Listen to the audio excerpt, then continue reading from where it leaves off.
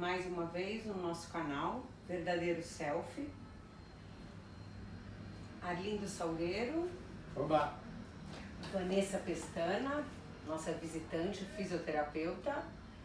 Leonardo Paterlini e eu, Júlia Soares Henriques. Hoje nós vamos falar sobre a dor. Dor crônica. Dor crônica. Dor crônica, a dor emocional, a dor física. Qual é a diferença, né, da dor emocional para a dor física? Quando que a gente começa a perceber, quando que essa dor vai sendo construída dentro do sujeito, se ela é construída durante uma vida, se tem a ver com o meu processo de percepção de mim mesmo e de como eu me coloco no mundo, esse ser no mundo com dor, sem dor. A dor é emocional, a dor é física, são várias aí indagações que vamos abordar hoje. Eu acho que a primeira ideia que me ocorre agora aqui é que a dor às vezes mostra o corpo falando aquilo que eu não consigo traduzir em termos da minha vida, da minha realização como profissional, como pai, como amigo, aquilo que a minha insatisfação no meu viver pode estar se relacionado com essa dor. O corpo vai falar algo que eu não tenho consciência. E a dor crônica é uma dor que não é mensurada, porque é pessoal. A dor que eu sinto é diferente da dor que o outro sente. Cada dor é uma coisa subjetiva. Então, quando a gente fala em dor, tem que realmente levantar a incapacidade da gente ter essa empatia com quem sofre da dor. De se colocar no lugar da pessoa que sente a dor. Porque não tem um exame que meça o limiar da dor. Ou tem alguma coisa assim que... Não tem. E cada um também manifesta essa dor de forma diferente, né? Tem gente que manifesta a dor em forma física, tem gente que manifesta essa dor em forma de comportamento, ou os dois. E essa questão de mensurar é muito hipotético, porque, por exemplo, eu posso falar uma avaliação, eu tinha o hábito de perguntar assim, vamos pra gente pensar numa reavaliação, de 0 a 10, qual é o número da sua dor? Pra, no final do tratamento, nós e aí eu percebia que a pessoa quer valorizar a pérola dela, olha por mim, tá? Minha dor é 10, e eu não posso duvidar do que ele está falando. Então, esse método de perguntar também, então, assim, realmente ela é imensurável. É num bate-papo, a gente vai juntando com os exames físicos que nós vamos fazendo, mas realmente é imensurável dosar a dor, né? Mas, Vanessa, tem uma diferença, por exemplo, quando vem um paciente que ele já veio com uma lesão física. É que funciona assim, pelo que eu percebo, né, no consultório. Eu recebo pacientes com lesões físicas e está associado ao comportamento dela, mas é muito difícil você pegar um paciente e falar assim, o que aconteceu? Eu estava andando de bicicleta, aí eu fiz algum movimento, travei da coluna, agora eu estou com uma dor crônica, estou em tratamento, ok. Mas aí você começa aquele bate-papo, é bem difícil aquela pessoa estar com a vida ok. Sempre você vai ver uma observação aqui, uma observação ali, meu trabalho é assim, assim, assim, meu casamento não tá legal. Então, assim, sempre tem uma observação para esse lado também. E aqui isso nós não podemos, não conseguimos comprovar cientificamente, mas assim, é uma observação clínica, ela acontece, né? Então, ela está intimamente ligada. Eu acho que o nosso desafio é tentar descobrir a lesão me gerou um mau comportamento, eu não sei se é essa palavra certa de usar, ou se foi esse emocional ou comportamento que gerou. Então, esses são os desafios nessa linha aí da dor, né, e do comportamento que a gente vai seguir. A gente poderia fazer até um paralelo entre a dor muscular, né, com a dor do estômago, né, que também tem uma condição muscular aí, né, em que há uma inflamação, né, no teu estômago, né, que é o equivalente à inflamação que vai estar na articulação, né, e que é de origem de uma tensão, né, uma hipertensão, né? Uma gastrite, né? Uma esofagite, né? Uma pancreatite. Que vai estar ligada a essa condição da falta de homeostase, a falta de equilíbrio que a pessoa tem, que ela vai configurar É no importante organismo.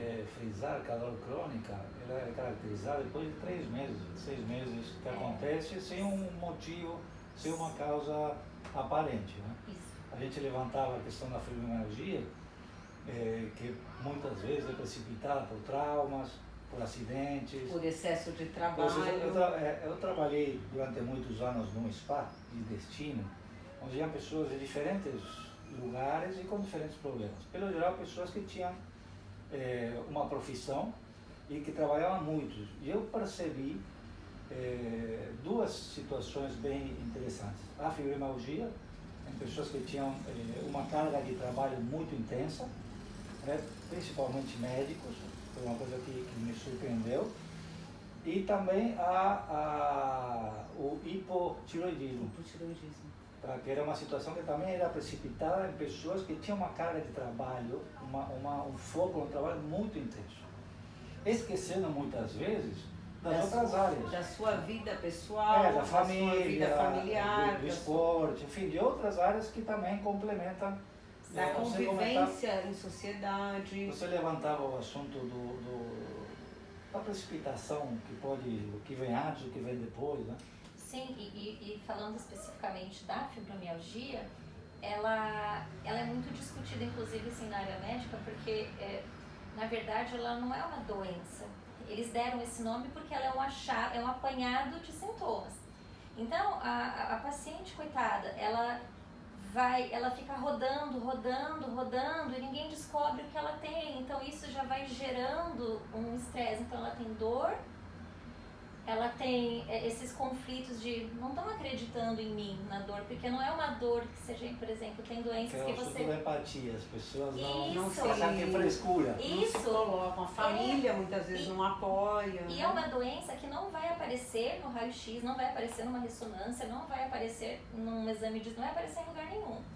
Então, é um achado, né, de sintomas que, no caso, o médico ele vai ter que encontrar isso e diagnosticar. E nessa brincadeira, é uma doença crônica porque ela passou por uma série de profissionais, com certeza ela passou por uma série de tratamentos medicamentosos, aí foi na fisioterapia, mandou ir na atividade física, não sei, e até, então assim, e a gente acaba, existe assim uma coisa que é bem discutido, porque os pacientes com fibromialgia, eles têm depressão. Sim. E entra nesse mesmo caso, não se sabe se... A depressão gerou fibromialgia ou se a fibromialgia porque gerou depressão. dor, estresse, e aí vai desencadeando, que vocês vão saber falar melhor do que eu dessa questão da depressão, mas a gente entende. Então, o que eu passei a agir, né? Eu enxergo a pessoa como um todo, Sim. valorizo tudo que ela me fala, eu não posso, né, não acreditar, eu estou morrendo, está doendo demais. Eu acredito no que ela está me falando, porque de repente se aquela dor não é real, mas ela está se sentindo daquela forma, e isso faz parte dessa doença, né? Então a gente tem que ter esse olhar. E a autoavaliação Você também. me chama a atenção, dela Vanessa, própria. pelo seguinte, eu acho que a dor é um mediador, né, para eu poder compartilhar com alguém aquilo que eu estou sentindo. Né? Eu estou sentindo uma infelicidade. Mas como é que é essa infelicidade? Né? E aí o substrato da dor é que me dá a concretude daquilo que eu estou sentindo.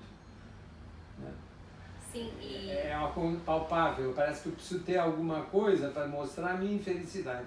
E na medida que a pessoa consegue compartilhar e ser entendida e compreendida, muitas vezes, e acolhida, muitas vezes ela vai melhorando. E quando o terapeuta, independente se é o apoio da fisioterapia, se é o apoio médico, se é o apoio psicológico, quando o médico, ela conta, quando o profissional acredita, ela fala, tá vendo, eu não tô louca.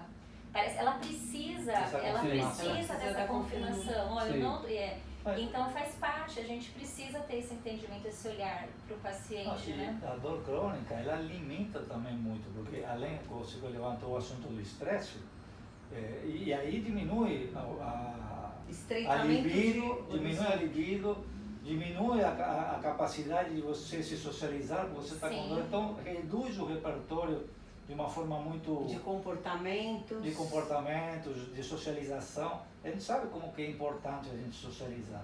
Então, com a dor, você vai limitando essa abertura para o mundo. E vai também diminuindo, porque imagina você viver a atenção, o foco, você não consegue... Você a memorização, a concentração... Tem um alarme que está constantemente te chamando. É uma dor intermitente. E o universo dela vai ser aquele, as pesquisas no Google dela vão ser essas, o grupo dela, porque ninguém... as pessoas hoje, infelizmente, elas não têm esse olhar pela dor do próximo, né? E geralmente a pessoa que ela vive em dor, principalmente os pacientes que têm aquelas dores que não têm cura, que a gente vai trabalhar somente com tratamento e acompanhamento, a visão é falar sobre isso. Então elas só querem falar da doença, elas só querem, então assim, a sociabilização realmente porque dela... as pessoas não querem escutar. Não. Vanessa, ela acaba vivendo aquele mundo da dor. E nesse retraimento também, que pode vir a depressão, pode ser em função da dor crônica que vem a depressão, ou a depressão também precipitar essa dor crônica. Sim. Ou seja, e é importante... de mão dupla, né? Sim. Essa questão, assim, a gente estava vendo uma pesquisa das mulheres, né, que muitas delas, por exemplo, quando elas chegam e falam, se elas expressam para os companheiros ou para os familiares o que elas sentem, eles menosprezam, eles, assim, satirizam, não se colocam no lugar da pessoa. Às vezes, ela relatou, uma das mulheres, que ela não conseguia pentear o cabelo e que na casa dela não conseguia pedir para ninguém ajudar que ela penteasse o cabelo. Então, assim, como o psicológico da pessoa fica abalado diante da dor e às vezes ela é negligenciada pela própria família. Até a dor crônica, pelo que eu levantei, você pode confirmar se for o caso, leva muito ao suicídio, porque você tem que conviver com uma dor crônica, não é uma coisa simples. Além do estreitamento do repertório, você conviver com isso, as pessoas não terem essa empatia, você não conseguir se socializar, vai gerando toda uma situação que vai levando para a depressão, até a ansiedade também, misturada, e com pensamentos que podem precipitar um... Isso tá muito ligado ao comportamento, porque assim, a gente falando de como a gente trata a doença, por exemplo, quando tem doenças que ela é uma informação que vem do sistema nervoso central, no caso a fibromialgia. E aí são doenças que para medicar, são medicações que o médico ele vai ter que usar medicações mais fortes para trabalhar nesses paliativos da dor. Aí tem uma hora que usa aquela medicação que começa, eu não posso dizer que não dá certo, mas tem uma hora que você tem que... o organismo. Isso, e tem que ir trocando. Aí nessas interrupções, para começar a tentar um outro remédio, aí vem aquele bombardeio da piora, aí o paciente então já tá, ele vai muito aqui. Aí ele vai nessa piora, ainda são nessas que correm esses riscos mesmo, que o comportamento dele, ele pode piorar. Aí as pessoas se a gente citar o exemplo da nossa casa, aí as pessoas da casa já não toleram mais aquela reclamação, porque a gente fala, como que você tem dor 24 horas? Não é possível que dói o tempo inteiro, dói quando você está dormindo. Você tem que reagir, mas a pessoa não consegue. Imagina você dormir com uma dor crônica, não dá. Então o sono, ele fica também prejudicado. Sim, né? E o sono, natural, ele é reparador. No momento que a gente dorme, é onde a gente sintetiza os maiores... dos hormônios da imunidade. Então, se você não dorme direito, você já acorda cansado e você vai entrando nesse ciclo, a sua imunidade, seu comportamento, e aí realmente é uma montanha-russa aí bem desafiadora para o paciente. E você, quando recebe os pacientes no seu consultório, na clínica que você trabalha, você percebe a necessidade de um acompanhamento mais específico. Qual é o teu procedimento? Como que você lida com o encaminhamento, enfim? Então, eu trabalho assim, né? Geralmente, a maioria do perfil de paciente que eu atendo é o paciente de dor crônica. São poucos que chegam à fase aguda. Até porque a maioria das doenças, o nosso corpo ele tem poder de autocura, em 2, 3 semanas o corpo ele acaba reparando isso sozinho. Então a pessoa ela melhora, piora, então ela, quando está é que ela procura um atendimento. Então eu recebo esse perfil. Então já é aquele paciente que não acredita muito no terapeuta, ele acha que eu estou contando eu já sei o que ele vai falar. Então assim, já começa esse desafio. Então eu preciso criar ali um vínculo de confiança, né, com ele.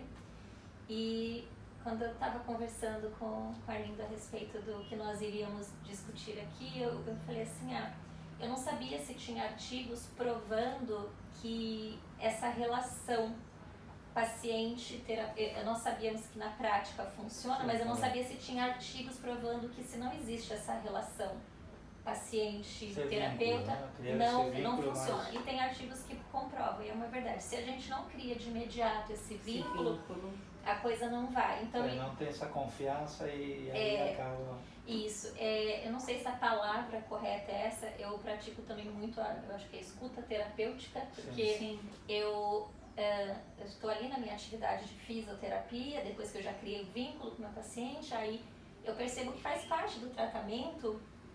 A pessoa falar e contar, é como você citou no começo, falar lá do trabalho, Sim, ele vai falar, isso eu percebo, nossa, que loucura, será que eu estou errada? Mas não, eu percebo que isso faz parte da terapêutica, da minha parte também, eu estou ali, eu tenho que ouvir. E, obviamente, eu vou fazendo, né, a parte da fisioterapia. Agora, tem pacientes que, com certeza, a gente faz um bate-bola e eu sugiro um acompanhamento também de um outro profissional, quem sabe um psicólogo, quem sabe um psiquiatra. Às vezes, eu entro em contato com o médico da pessoa também para bater um papo e ver como é que está essa situação, porque, às vezes, os médicos, eles passam alguns remédios que não são... que vendem na farmácia, manipulado, e geralmente tem antidepressivo. Isso, então às vezes eu faço esse bate-bola com o médico para saber também que nível tá, para saber como que eu ajo. Se eu tenho que sugerir, porque tem pacientes que precisam realmente de fato acompanhamento, assim, um respaldo da psicologia, porque não dá. Eu acho que é nesse sentido que entra o trabalho do psicoterapeuta. Porque, como a gente falava de início, o corpo fala. E como é que a gente vai fazer este corpo falar? Tá? Esse meu braço que dói, uma dor terrível. Se ele pudesse falar, o que ele falaria? Então eu acho que é todo um trabalho que nós psicólogos teríamos que ter no sentido de despertar este corpo que está consumido pela dor, anestesiado pela dor, e começar a dar voz para ele expressar, para ele falar o que ele está sentindo. Né? Então eu acho que o nosso trabalho tem muito a isso. Muitas vezes a dor é uma fuga. A dor emocional, né? A dor ela é emocional, não deixa de ser emocional. Sim. E precisa, né? Porque a gente trabalha aqui no consultório diurnamente com pessoas em sofrimento crônico. Sim. Né? Com dores crônicas, emocionais. Às vezes não focalizadas na lombar, nem com a fibromialgia, mas elas com um processo de dor interno e não mensurável, não menos importante também. Sim. Em que precisa realmente externalizar essa dor. E falar, como você comentou, como ainda vem acrescentando, alivia a dor também. Sim. Porque dor compartilhada é dor diminuída. Nesse sentido, a gente tem, né, na nossa abordagem fenomenológica existencial, a corrente da gestalterapia, né, que trabalha muito com isso, de dar expressão ao corpo, de dizer aquilo que está acontecendo, né? Que no primeiro momento pode ser até uma coisa meio fantasiosa, né? Como você vai fazer com que o teu braço fale? Sim, mas o braço faz parte do meu todo. É um todo. É um todo, e o que ele vai dizer? Veja, então é um exercício que a gente tem que ir atrás, no sentido de dar voz a esse corpo que está em sofrimento. E é tão interessante isso, porque pacientes de dores crônicas, quando a gente está em tratamento, principalmente esse que está com um comportamento bem, não posso dizer alterado, mas está sofrendo, né? A gente trabalha, sei lá, vamos pensar aqui em movimento da lombar. Aí, vamos encaixar o bumbum pra dentro, o bumbum pra fora? Como faz isso? Aí você tem que ensinar. Ela não tem nem noção do seu corpo em relação ao espaço. Ela, onde dói? Não dói tudo. Então, assim, realmente dói tudo. Essa relação dela com o corpo. E indo mais adiante, eu percebo que isso é catalogado. Não achei nada comprovado, mas essas observações. As mulheres, principalmente que chegam com muitas dores na lombar, você bate um papo, tem muito sentimento ali de desvalorização, é batata. Nos homens, eu percebo muito, nas dores lombares está muito relacionado a questões assim, de impotência, relacionado a questão financeira, até da parte sexual propriamente dita, mas não do ato sexual. Mas assim, será que eu consigo satisfazer essa pessoa? Então tem muitos Questão comportamentos. Isso. Já na cervical, batata, você bate um papo, está muito relacionado com questões, conflitos intelectuais. Eu não sei se a pessoa não sabe se vai conseguir subir o cargo, se vai conseguir passar naquela prova. Então, assim, são algumas observações, né? Clínicas. Sim, que a gente repara que a dor, ela está relacionada com o comportamento de fato, né? E é difícil a ciência conseguir comprovar isso porque ela não é mensurável. O senhor estava falando da dor no estômago. Há um tempo atrás, era eu ficar nervosa, eu tinha dor de barriga. Como assim? Eu tenho o poder de ter dor de barriga se eu não comi nada que me provocasse nenhum desarranjo? Então a gente tem esse poder de criar dor, de criar comportamento. Criar comportamentos até destrutivos, né? Sim. E aí que entra a liberdade da gente. A gente se torna liberto quando a gente sai fora desses condicionamentos que a gente mesmo cria. Uma dor que a gente cria porque a gente não tem a condição ainda de ser livre. A gente internaliza por não externalizar. E o difícil é a gente pedir ajuda ou encontrar ajuda, né? Porque, por exemplo, eu percebo que tem pacientes que têm vergonha de falar algumas coisas ou de questionar para saber se... por exemplo, homem, quando está em uma dor brava, de dor lombar, talvez durante o ato sexual ele vai ter dor. Ele vai olhar para mim, que sou mulher, você acha que ele vai falar? Ele vai demorar muito para me contar. E isso é importante eu saber por conta da... Sim. Então isso interfere muito. E quem está sofrendo emocionalmente, principalmente por dor, ela precisa de ajuda, né? Uma ajuda profissional. E muitas vezes ela não chega por falta de empatia, de repente, da família. De repente até eu não percebi que eu possa ter sido assim com alguém da minha família, de repente, com o corre da vida. Né? Então a gente tem que ter esse olhar, porque a dor física, ela, não sei se é correto falar isso, mas ela dói emocionalmente também, sim, né? A dor ela é emocional. Ela porque você sente. São emoções presas, né? Nas articulações, no estômago, que a gente precisa soltar. Porque eu acho que nosso trabalho, vocês fisioterapeutas, nós psicólogos, é libertar o ser dessas amarras. Eu acho que o fisioterapeuta, com o trabalho dele também, faz soltar essas emoções. Sim, e a pessoa começar a externalizar. Talvez não de uma forma profissional, porque você é fisioterapeuta, então você talvez não vai saber direcionar essa parte emocional, mas ela mesmo assim ela começa a aliviar e a externalizar o que é também terapêutico. E acho que por intuição também, pelo amor ao próximo, acho que às vezes a gente acaba seguindo um caminho que dá um pouco certo, mas a ajuda do profissional habilitado com certeza que tem que estar fazendo esse papel. Mas eu acho que é um exercício que nós como terapeutas, como seres humanos, e o paciente também, a gente tem que ter esse olhar quando a pessoa está precisando da ajuda. Porque às vezes a gente sem querer fala, nossa. E a gente não pode pensar, nossa, de repente, ela está exagerando. Porque tem pacientes... Não emitir juízo de valor, Sim, né? porque às vezes eu avalio o paciente, faço todos os exames clínicos, eu olho os raios-x. Tem nada. Não justifica aquela dor dele, mas eu jamais posso duvidar do que ele está falando, porque existe dor que Porque vem é a de maneira percepção você entrar. dele, é a percepção que ele tem sobre o corpo dele, sobre a dor dele, sobre a história dele. Sim, E como é dele, não pode ser julgada por nós. sim, Né? sim. A gente tem que aceitar o que ele está E trazendo. cada vez mais a gente confirma, né, que nós somos um todo.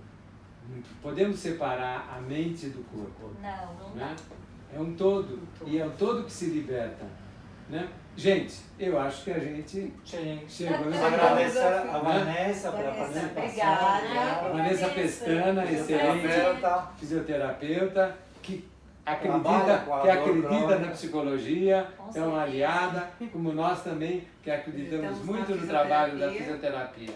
Bom, gente, não Sininho. esqueçam Se de inscrevam no nosso inscrevam no canal, canal, deem o Verdadeiro like. Selfie, né?